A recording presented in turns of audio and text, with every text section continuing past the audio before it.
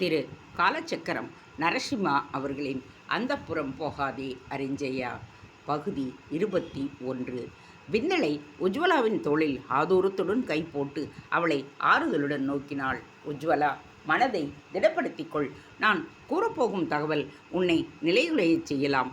உன்னையும் உன் தோழியையும் கடத்தியது உன் மைத்துனன் கோவிந்தன். உன்னை கடத்தி சென்று நஞ்சன்கூடு பத்ராம்பாவிடம் விட்டு உங்கள் இருவரையும் விஷக்கன்னிகைகளாக மாற்றிவிட்டான். யோனி சூதம் என்கின்ற கலையை உன் குருதியில் கலந்ததும் நீ விஷத்தன்மை கொண்டவளாக மாறிவிடுவாய்.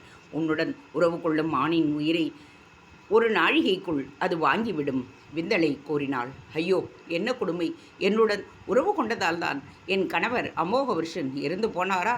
துடித்து நிலத்தில் சரிந்த உஜ்வலா விம்மி விம்மி அழத் துவங்கினாள். அவள் அப்படியே மூர்ச்சித்தும் போனாள். கூடலி அவசரமாக நீரிலே ஏதாவது அருகில் தென்படுகிறதா என்று சுற்றுமுற்றும் தேட தற்செயலாக அவள் கண்ணில் வராக கோரை இலைகள் தென்பட்டன. அந்த இடத்தில் அவசரமாக தன் இரு கைகளால் தோண்டினாள். வராக கோரையில் வேர்கள் கிடைக்க அதை பறித்து உஜ்வலாவின் முகத்தில் அந்த வேரினை கசக்கி பிழிய அதிலிருந்து வெளிப்பட்ட நீர் உஜ்வலாவின் மயக்கத்தை போக்குவதற்கு போதுமானதாக இருந்தது. மயக்க நிலையிலிருந்து மீண்டு எழாமல் யோசித்தபடியே கிடந்தாள் உஜ்வலா. எதனால் நான் மூர்ச்சித்து விழுந்தேன்? தான் கோவிந்தனால் விஷக்கண்ணியாக மாற்றப்பட்டு தன் முதலிரவின் போது அமோகவர்ஷன் இவரிடம் உறவு கொண்டதால் தான் அவன் உயிரை இழக்க நேர்ந்தது என்கின்ற தகவல்தான் தான் மூர்ச்சித்து விழுவதற்கு காரணம் என்பது அவள் நினைவுக்கு வந்தது. இப்பொழுது உஜ்வலாவிற்கு எல்லாம் விளங்கிவிட்டது. தன்னை காண வந்தபோதே கோவிந்தன் சதி திட்டத்துடன் தான் வந்திருந்தான் என்பதை உணர்ந்து கொண்டாள். அண்ணனை கொன்று அரியணை பறித்து அந்த கொலைப்பழியை இவள் மீது சுமத்துவதற்கு தோதாக இவளை கடத்தி சென்று விஷக்கண்ணியாக மாற்றிவிட்டான். இப்பொழுது எல்லாமே உஜ்வலாவுக்கு விளங்கிவிட்டது. விஷக்கண்ணியாக மாற்றப்பட்ட இவளது தோழி சௌகந்தாவுடன் உறவு கொண்டதால் தான் அவளுடைய கணவனும் இறந்து போனான். அந்த சோகத்தில் அவள் தன்னையே தீயிலிட்டு எரித்து கொண்டாள். எத்தகைய சதியாளன் கோவிந்தன்! இவளை கடத்தி விஷக்கண்ணியாக்கிய அமோகவர்ஷனை கொன்று அந்த கொலைப்படியை இவள் மீதே சுமத்தி அதற்கு மரண தண்டனையும் அளிக்கப் போகின்றானா? ரஜத் கேசியும் இந்த சதிக்கு உடந்தைதானே? எவ்வளவு சாமர்த்தியமாக சதிவலை பண்ணி அனைவரையும் ஏமாற்றி உள்ளான். அடே கோவிந்தா! வீறிட்டு அலறிபடி எழுந்தாள் உஜ்வலா. அவளது குரலை கேட்டு அதிர்ந்தனர் மற்ற இரு பெண்களும். விந்தளை, கூடலி, என் மனதில் நிலவிய பெரும் குழப்பத்தை நீங்கள் தீர்த்து விட்டீர்கள். என் வாழ்வில் மர்மங்கள் எல்லாம் இப்பொழுது எனக்கு விளங்கிவிட்டது. என் முதலிரவன்று என் கணவரின் மனம் நிகழ்ந்ததற்கு காரணம் அவர் விஷக்கண்ணியான என்னுடன் உறவு கொண்டதால் தான் என்பதை நான் புரிந்து கொண்டேன். எவ்வளவு பெரிய அநீதியை இழைத்திருக்கின்றான் கோவிந்தன்! அவனை விடமாட்டேன். அவன் மரணம் என் கையால் தான். ஆவேசத்துடன் சபதம் செய்தாள். விந்தளை அவளை ஏமாற்றத்துடன் பார்த்தாள். உஜ்வலா, நானும் கோவிந்தனை பழி தீர்க்கத்தான் காத்திருக்கின்றேன். இனி நாம் இருவரும் சேர்ந்து அவனை ஒழித்து கட்டுவோம். அவளை நோக்கி தன் கையை நீட்ட உஜ்வலாவும் அதனை பற்றி கொண்டாள். கூடலி அண்ணாந்து நோக்கினாள். விந்தளை, பொழுது சாய்ந்து விட்டது. இருள் சூழத் துவங்கிவிட்டது. காட்டு மிருகங்களின் நடமாட்டமும் இனிமேல் தொடங்கிவிடும். ஆகையால் நீங்கள் இருவரும் உடனே சாளுக்கியத்திற்கு புறப்படுங்கள், கூடலி கூறினாள். விந்தளை தயக்கத்துடன் உஜ்வலாவை பார்த்தாள். என்னுடன் சாளுக்கியம் வருகிறாயா உஜ்வலா, அல்லது கூடலியுடன் நஞ்சன்கூடு போகின்றாயா? விந்தளை கேட்டாள். சற்றே யோசித்த உஜ்வலா கூடலியை நோக்கினாள். நான் விஷக்கண்ணிகை தானே, நஞ்சன்கூடு தானே என் இருப்பிடமாக இருக்க வேண்டும். என்னை அழைத்து போகிறாயா கூடலி? உஜ்வலா கேட்க அவள் தலையசைத்தாள். உஜ்வலா விந்தளையை நோக்கினாள். விந்தளை, உன் அழைப்புக்கு நன்றி. நாம் இருவரும் தோளோடு தோள் நின்று அந்த காம பிசாசை ஒழித்து கட்டிவிடுவோம் என்றபடியே கையசைத்து விடை பெற்றாள். விந்தளை சாளுக்கிய எல்லைக்குள் நுழைய உஜ்வலாவை அழைத்து கொண்டு கூடலி நஞ்சன் காட்டிற்கு புறப்பட்டாள். அரிஞ்சயனின் சபதம். சோழ பறையாறையை விட்டு குந்தளத்திற்கு புறப்பட்டான் கோவிந்தன். அவன் அருகே பெருமையுடன் உலகையே வென்றுவிட்டவளைப் போல் அமர்ந்திருந்தாள் வீரமாதேவி. தங்களது ரதத்தின் பின்பாக ஒரு புறவியில் பின்தொடர்ந்து கொண்டிருந்த அரிஞ்சயனை முன்னால் வரும்படி சைகை புரிந்தாள். தனது பிரியமான அண்ணன் அரிஞ்சயனுக்கும் காதல் கணவன் கோவிந்தனுக்கும் இடையே வலுவான நட்பு உருவாகிவிட்டிருந்ததை எண்ணி அளவு கடந்த மகிழ்ச்சி அவளுக்கு. அரிஞ்சயனுக்கும் கோவிந்தனின் ஆடம்பரங்களும் ஆர்ப்பாட்டங்களும் ஒருவித பிரமிப்பை உண்டாக்கிவிட்டிருந்தன. அவனது ஆடை அலங்காரங்கள், நடை உடை பாவனை, அலட்சியமான பேச்சு, பெண்களை ஆளுமையுடன் நடத்துவது மற்றும் மக்களிடையே அவனுக்குள்ள கவர்ச்சி ஆகியவற்றை கண்டதும் மன்னன் என்றால் அவனைப் போல்தான் இருக்க வேண்டும் என்கின்ற எண்ணத்தை அரிஞ்சயனுக்குள் விதைத்து விட்டது. சோழ மன்னர்கள் சிவநெறி தொண்டர்கள். அவர்களிடம் தெய்வீக பணிகளுக்கும் மக்களின் எதிர்பார்ப்புகளுக்கும் மட்டுமே செவிசாய்த்து அரியணை அளிக்கும் அரச போகங்களை அனுபவிக்க தெரியாமல் கிணற்று தவளையிலாக இருப்பதாக தோன்றிவிட்டது அவனுக்கு. கோவிந்தன் உள்ளே தன்னை விசேஷமாக அலங்கரித்து கொண்டிருக்க, வெளியே அவனுக்காக காத்திருந்த வீரமாதேவியை தனித்திருக்கும் பொழுது அவன் கேட்டே விட்டான். கோவிந்தன் தன்னை அலங்கரித்து கொள்ள உன்னைவிட அதிக நாழிகை செலவழிக்கிறான், உன்னைவிட அதிக ஆபரணங்களை பூட்டிக் கொண்டிருக்கிறான். உனக்கோ பெண்ணாக இருந்தும் சிங்காரித்துக் கொள்வதே பிடிக்காது. ஆனால் அவனோ உன்னைவிட தனது அழகுக்கு முக்கியத்துவம் கொடுப்பது போல் தோன்றுகிறது. இப்படிப்பட்ட கணவனை நீ எப்படி சகித்து கொள்ளப் போகிறாய்? கழுக்கென்று சிரித்துவிட்ட வீரமாதேவி கோவிந்தனின் செவிகளில் கேட்காத வண்ணம் அரிஞ்சயனின் பக்கமாக குனிந்து கிசுகிசுத்த குரலில் பேசினாள். அண்ணா, நாம் குருகுலத்தில் வடமொழி கற்றபோது வையகத்தில் சிறப்பானவற்றை பற்றி நாம் குரு ஒருவர் கூறினாரே, உனக்கு நினைவில் இருக்கிறதா இல்லையோ? எனக்கு இன்னும் மனதில் பசுமையாக உள்ளது.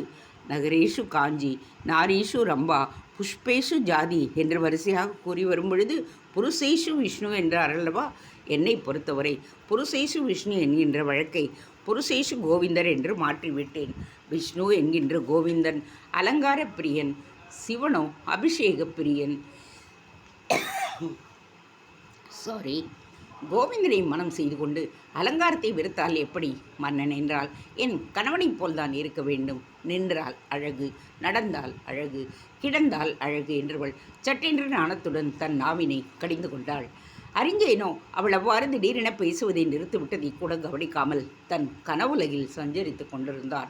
எனக்கு மட்டும் சோழ அரியணை கிட்டினால் நான் கோவிந்தனைப் போல் அரியணைக்குரிய அத்தனை போகங்களையும் அனுபவித்து வாழ்வேன் தனக்குள் அவன் கூறிக்கொண்டான்.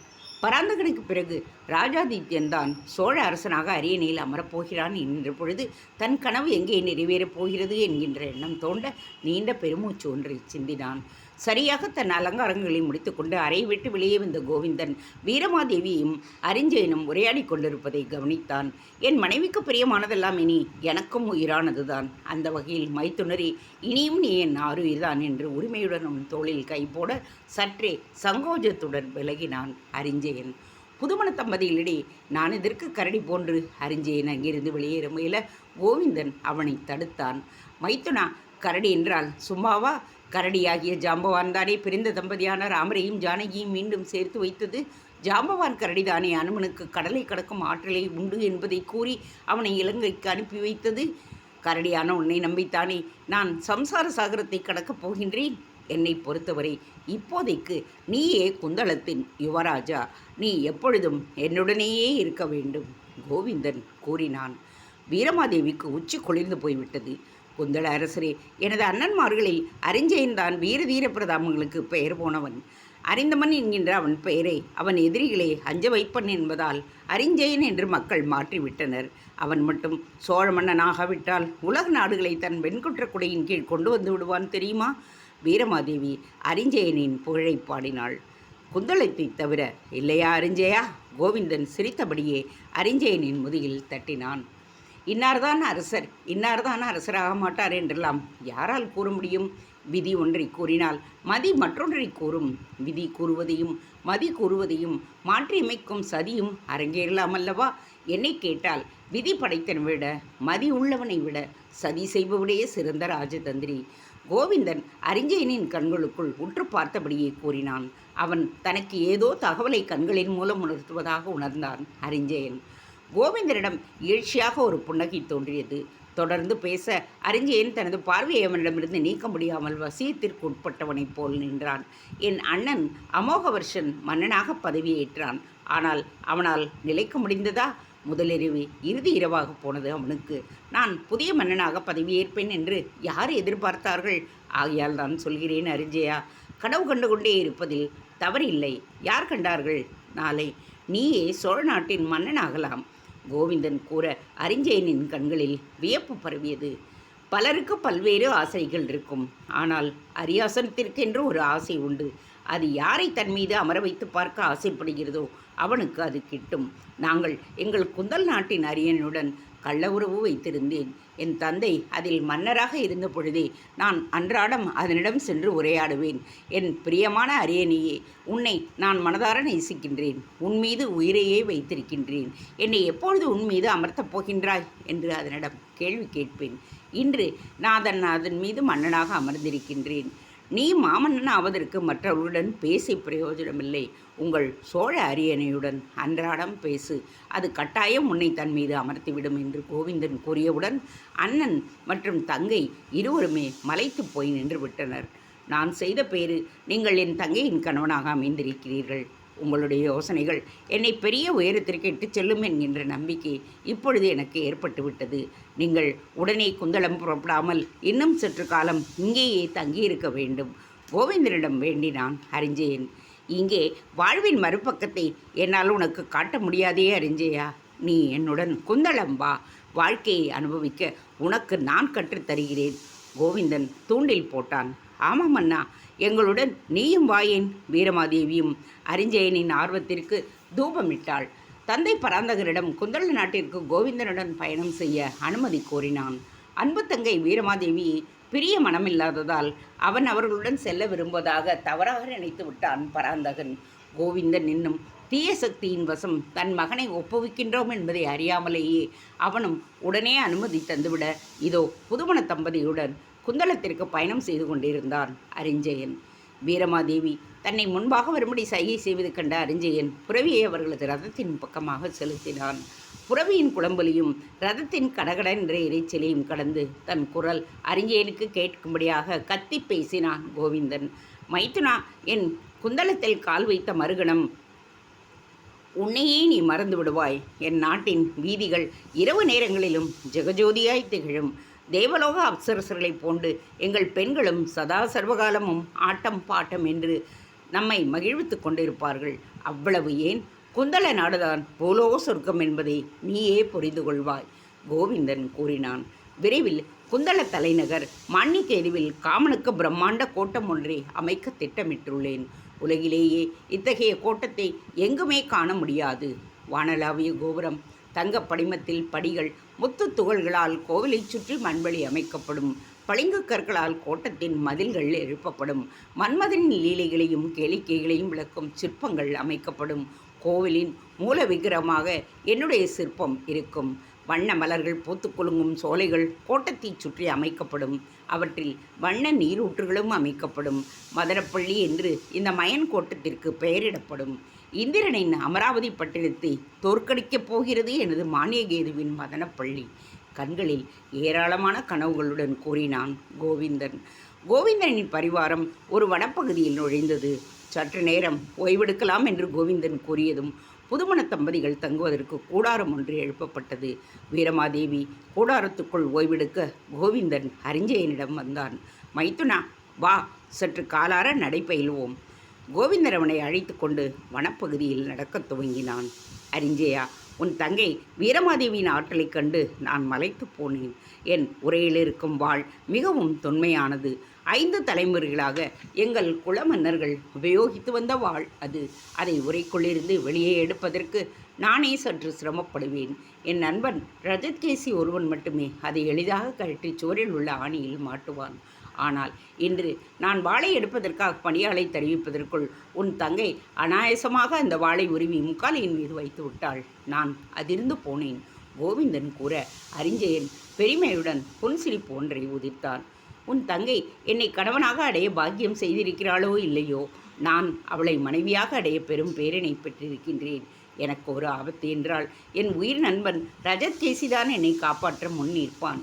ஆனால் இனி அவனால் எனது அந்தப்புறத்திற்கு வர முடியாது என்கின்ற நிலையில் அந்தப்புறத்தில் என் பாதுகாவலனாக வீரமாதேவியை திகழ்வாள் என நினைக்கின்றேன். கோவிந்தன் வீரமாதேவி பொழுது பேசுகிறானா அல்லது கேலி செய்கிறானா என்று அரிஞ்சயனுக்கு புரியவில்லை. பெண்கள் மிகவும் ஆற்றல் மிக்கவர்கள் அரிஞ்சயா. அவர்களின் சக்தியின் வடிவம் என்றெல்லாம் காரணமில்லாமல் நாம் கூறவில்லை. நாம் சுடர்விட்டு பிரகாசிப்பதற்கு காரணமே அவர்கள் தங்களை நெய்யாக நமக்கு அர்ப்பணம் செய்வதால்தான். ஆணின் தேகம் ஓமகுண்டம் என்றால் அதில் புகையும் அக்னிதான் நமது பௌருஷம். அதில் பெண்மை என்கின்ற நெய் பார்க்கப்படும் பொழுது நமது பௌருஷம் இன்னும் வீரியம் பெறுகின்றது. பெண் என்பவள் நமக்கு ஆற்றலை தருபவள். போர்க்களத்தில் மன்னர்களுக்கு அதீத ஆற்றல் தேவை என்பதால் தான் ஒரு மன்னனுக்கு பல மனைவிகள் அமர்ந்திருந்தனர். அவ்வளவு ஏன், எனக்கும் உன் தங்கை வீரமாதேவிக்கும் நேற்றுதான் திருமணம் நடைபெற்றது என்பதை நீ அறிவாய். இந்த செய்தியை அறிந்தவுடனேயே குந்தள நாட்டில் பல பெண்களின் இதயங்கள் சுக்கு நூறாக உடைந்திருக்கும். இருமாப்புடன் பேசியபடியே கோவிந்தன் நடந்தார். ஏன் அப்படி? அரிஞ்சயன் விளங்காமல் தான் கேட்டான். எனக்கு ஆற்றலை வாரி வழங்கும் பெண்கள் அந்தப்புறம் வாழும் முழுதும் உள்ளனர். இனி அவர்கள் தங்கள் விருப்பம் போல் என்னிடம் விளையாட முடியாதல்லவா? நான் முழுவதுமாக உன் தங்கைக்கு சொந்தமாகிவிட்டேனே. அரிஞ்சயா, மன்னனாக அரியணையில் அமர்வேனா மாட்டேனா என்று யோசித்து கொண்டே இருப்பதை விட உன் ஆற்றலை வளர்த்து கொண்டு பெண்களிடம் உற்சாகத்தை தேடு. பெண்களின் அரவணைப்பில் தன்னால் மனம் குவிதலும் ஆற்றலும் கிட்டும். நான் சொல்வதை நம்பு, கோவிந்தன் கூறினான். கோவிந்தரே, நீங்கள் பேரழகர். அதனால் பெண்களின் அபிமானத்தை நிறைவே பெற்றுள்ளீர்கள். இன்னும் சொல்லப்போனால் என் தங்கையே தங்களது ஓவியத்தை கண்டதும் தங்களைத்தான் மணப்பேன் என்று பிடிவாதமாக கூறி அதை வென்றும் காட்டிவிட்டாள். நான் ஒரு சாதாரண இளவரசன்.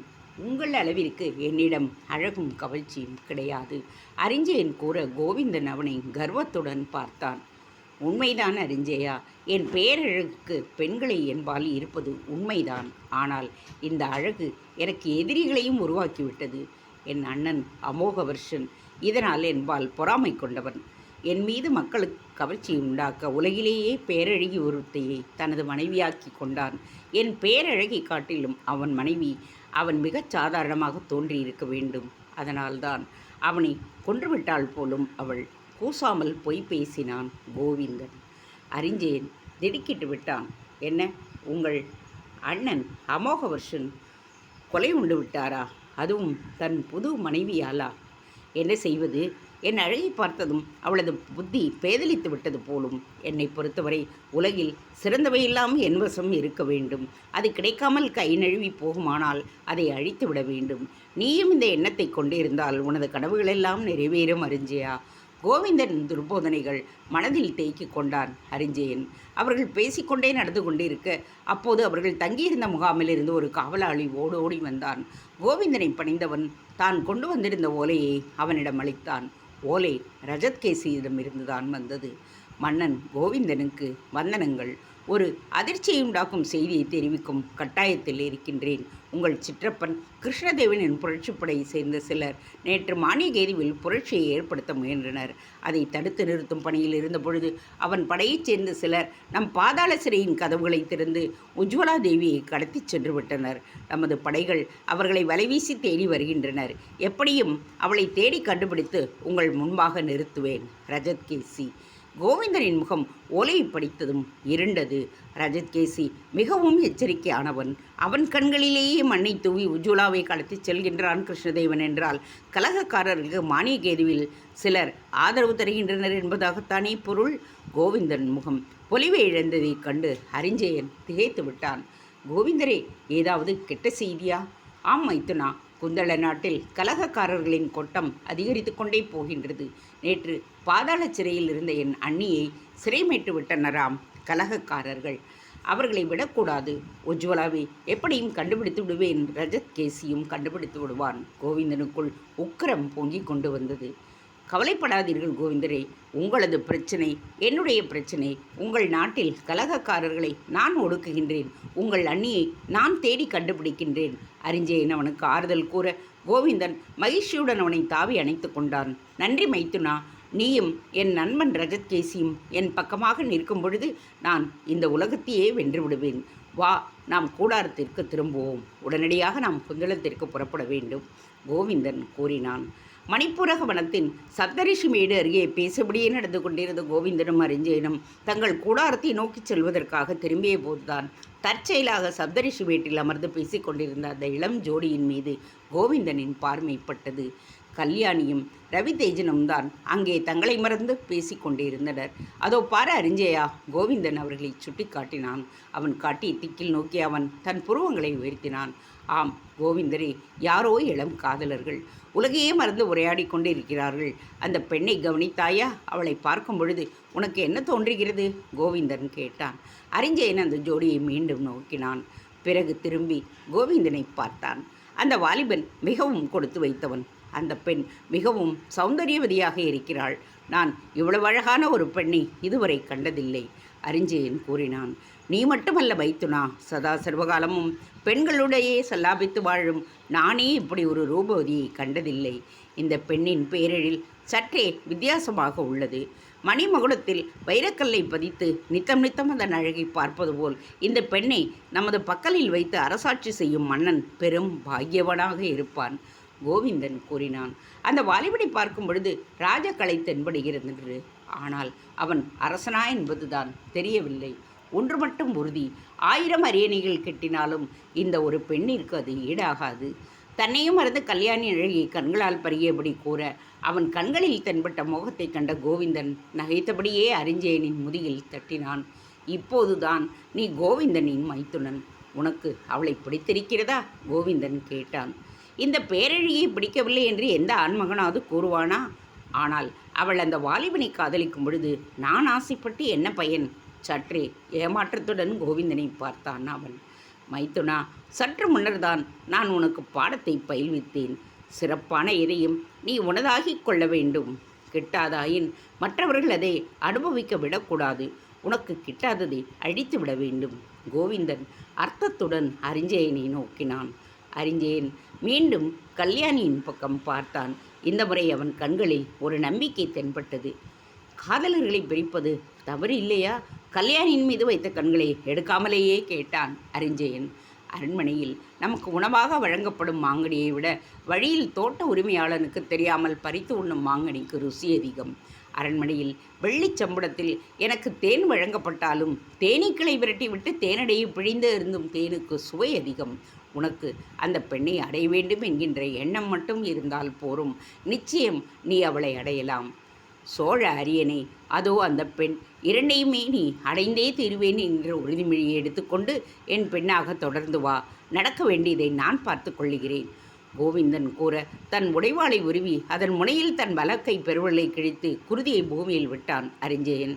சோழ அரியணை மற்றும் சப்தரிஷிமேட்டில் அமர்ந்திருக்கும் அந்த பெண் இரண்டையுமே என் வசப்படுத்துவேன் என்று அவன் சூளுரைக்க கோவிந்தன் புன்சிரிப்புடன் அவன் கையை பற்றி கொண்டு நடந்தான். கல்யாணியின் சிவிகை தாங்கிகள் ஒரு மரத்தின் கீழ் அமர்ந்து சொக்கட்டான் விளையாடி கொண்டிருக்க கோவிந்தன் அரிஞ்சயனுடன் அவர்களை நோக்கி நடந்தான். ஐயோ, அதோ சப்தரிஷிபேட்டில் பேசி கொண்டிருக்கும் அந்த இளஞ்சோடிகள் யார்? அவர்களை கேட்டான். அவர்கள் முகத்தில் ராஜகலை தென்படுவதால் அரச குடும்பத்தைச் சேர்ந்தவர்கள் என்றேன். இங்கிருக்கும் என் நண்பன் அவர்கள் அரச குடும்பத்தைச் சேர்ந்தவர்கள் இல்லை என்கின்றான். அதற்காகத்தான் உங்களை கேட்டு தெரிந்து கொள்ளலாம் என்கின்றேன். கோவிந்தன் எச்சரிக்கையுடன் சொற்களை கையாண்டான். ஆட்டத்தின் சுவாரஸ்யத்தில் இருந்த சிறுவை தாங்கிகளில் ஒருவன் முகத்தை திருப்பாமலேயே பதில் கூறினான். அவர்கள் அரச குடும்பத்தைச் சேர்ந்தவர்கள்தான். வைதும்ப இளவரசி கல்யாணி தேவியார் தன் வருங்கால நாதன் திருமணைப்பாடி இளவரசர் ரவிதேஜரை சந்திக்க வந்திருக்கிறார் என்றபடியே தன் ஆட்டத்தை தொடர்ந்தான். முனைப்பாடி இளவரசன் ரவிதேஜனா? அரிஞ்சயன் அதிர்ச்சியுடன் கேட்டான். சோழ நாட்டின் பரமவேரியான முனைப்பாடி ராமதேவரின் தம்பி ரவிதேஜன் இவன்தானோ? சற்று முன் காதலர்களை பிரிப்பது தவறில்லையா என்று குற்ற உணர்வுடன் தான் கேட்டிருந்தான் அரிஞ்சயன். போயும் போயும் முனைப்பாடி ரவிதேஜனுக்கா இந்த பேரழகி என்கின்ற எண்ணம் எழுந்தது அவனுக்குள். அது நிலவிய அந்த குற்ற உணர்வை அடியோடு நீக்கியது. தனக்கு பெருத்த ஆபத்து உருவாகி கொண்டிருப்பதை அறியாமல் ரவிதேஜனுடன் மெய்மறந்து பேசி கொண்டிருந்தாள் கல்யாணி. தேங்க்ஸ்.